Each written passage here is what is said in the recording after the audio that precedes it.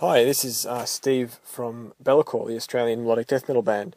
Thank you very much for the interview. We don't get many interviews or reviews in Sri Lanka, so it's really exciting for us to get this chance to talk to you guys. I'll answer some of the questions that you sent through.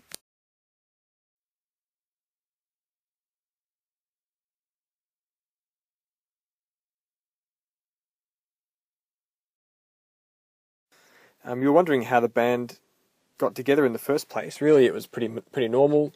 A group of friends in high school, and we started just trying to play music for fun, basically. And almost all those guys are still the guys in the band, really. And we remain good friends, obviously, because that was about 15 years ago now that we first started. But really, it was just a bunch of kids wanting to play some music for fun, I guess.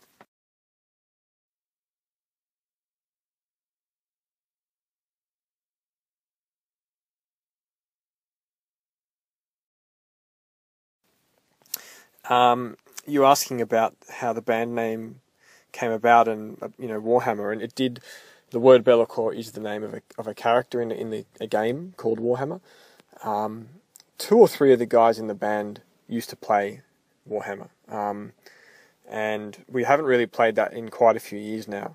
But that the word Bellacore certainly was a word when we were sort of 17 or 18 years old. We liked the word and the look of the word. So that was one that we picked at the time, but now it's funny because I guess everyone thinks we are still a bit of a Warhammer band, but really we're not really. Our music and our lyrics aren't about the game. It's just that we like the word.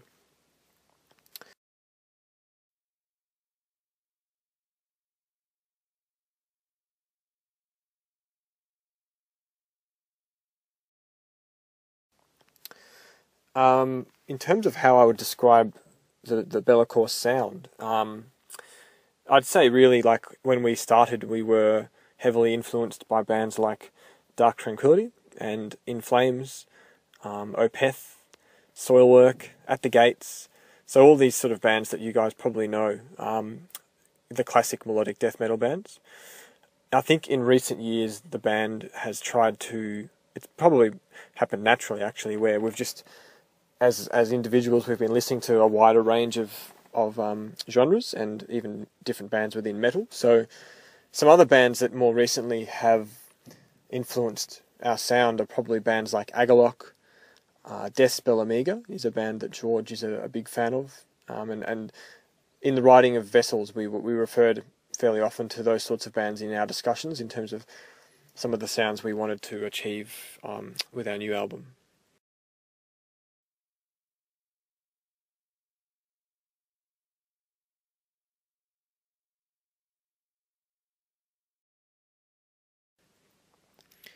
Our greatest achievement as a band so far, probably for us, it would be having had the chance to tour Europe a few times, and that's not really anything we ever expected or thought we would achieve. When we started, we didn't have any real goals. We just thought we might start making music. So when the chance came to play some festivals in Europe, that was for us something we never expected, and definitely a really big achievement. And obviously signing with Napalm Records recently has been a good achievement for us as well.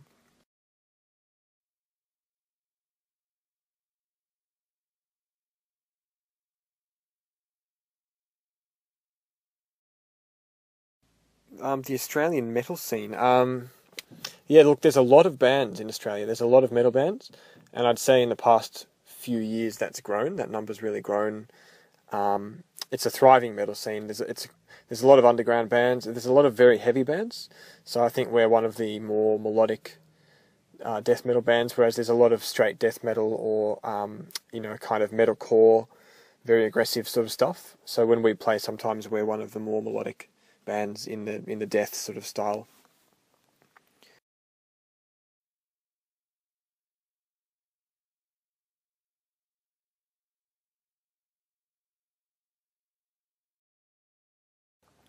You asked me about my favourite out of our releases.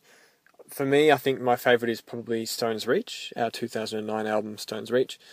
But Vessels, the new album Vessels, I'm also thinking is in some ways similar to Stone's Reach, and I can't really, it's probably too early to say, but Vessels and Stone's Reach are the two that I think I'm probably liking the most at this stage.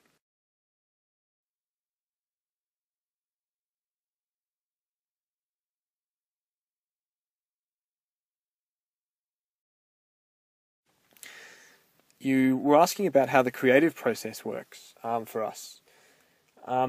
We tend to write a lot of music individually in our own time, and often that's just riffs, individual riffs. And then we come together as a band, we talk about them, we share ideas, and we take the time, I guess, to decide which riffs are the best and which ones are worth pursuing as songs. And then we kind of piece them together, we jam, we bounce ideas off each other, we try different song structures. And then once the song is written, we then place the lyrics across the top.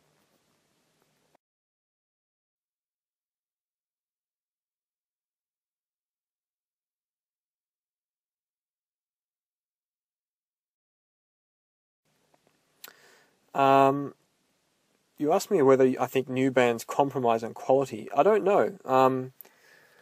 Probably no more than ever before in the past. I think that's something that some bands might do sometimes, but I think the majority of bands probably just want to focus on making good music. Obviously in metal, especially in pop, for example, I don't think it really matters. People just, in pop, it's just a matter of churning out hits, I guess, but in metal, it's more about the music, I think.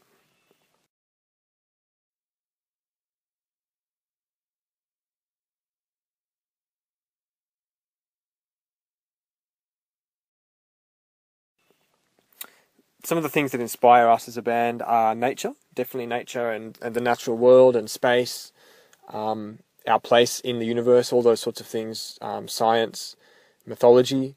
We draw on largely kind of the real world, I guess, with hints at historical and mythological themes as well. And we like to sort of create our own stories, but drawing on those real events or nature, I guess.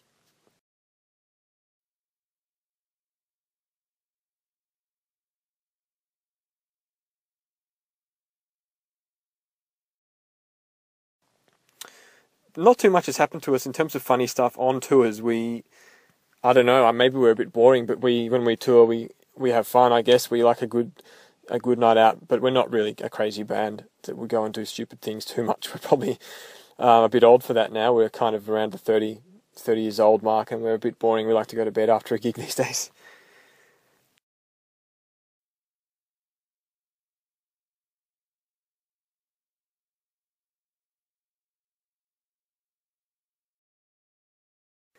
And you're asking about MP3. Look, we have no issue at all with downloads. I think a lot of the people who know about Bellacore probably know about Bellacore because of having downloaded our music or found it on YouTube or shared it, and that's good with us. Like we have no problem at all with that. If a fan likes our music, it's always awesome. If they decide to buy a T-shirt or buy an album, support the band, that's really great. But we definitely know that it's not the way the world works in terms of every fan isn't going to buy every single album. It wouldn't be possible. So we're totally cool with having our music shared.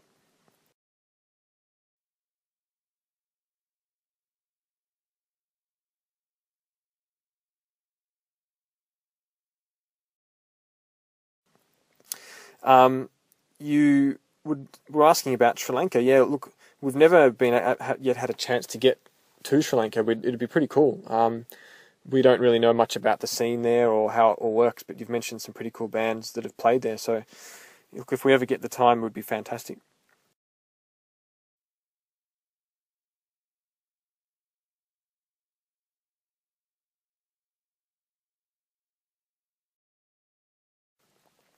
So yeah, thank you very much for the questions and taking the time to, get interested in what we're doing and ask me some questions. And we really appreciate the support. So greets to all the fans out there in Sri Lanka.